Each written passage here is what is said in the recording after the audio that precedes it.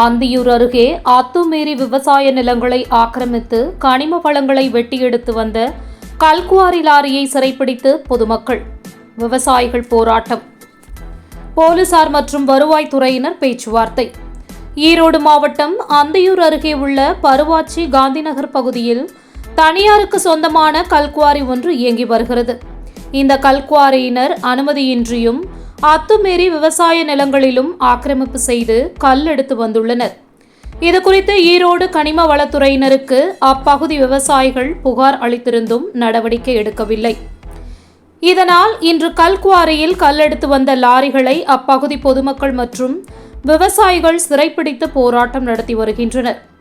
தகவல் அறிந்து சம்பவ இடத்தில் அந்தியூர் போலீசார் மற்றும் வருவாய்த்துறையினர் பேச்சுவார்த்தையை நடத்தினர்.